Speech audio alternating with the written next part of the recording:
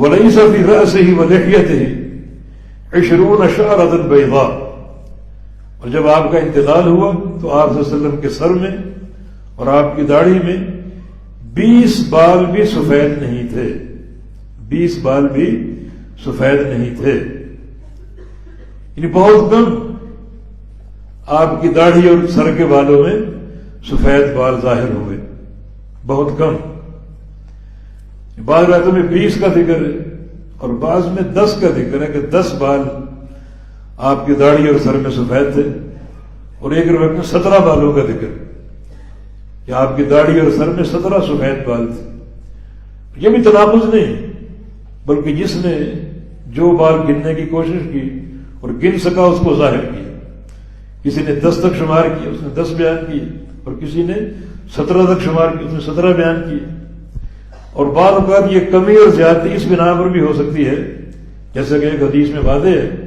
کہ نبی علیہ السلام کے سر مبارک پر جہاں سے آپ مانگ نکالتے تھے کچھ سفید بال تھے، لیکن جب آپ تیل لگاتے تو وہ سفید بال چھپ جاتے تھے، وہ سفید بال چھپ جاتے تھے۔ اس لحاظ سے بھی یعنی کچھ کو نظر آئے کچھ کو نظر نہ آئے، تو یہ اختلاف جو ہے یہ بھی کوئی تناقض نہیں ہے،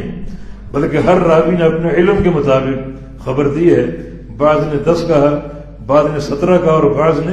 20 کہا، لیکن ما حاصل یہ ہے کہ آپ صلی اللہ علیہ وسلم کی داڑھی اور سر میں بہت کم سفید بال تھے۔ ان سفید بالوں کی 4 جگہیں حدیث میں ذکر ہوئی ہیں،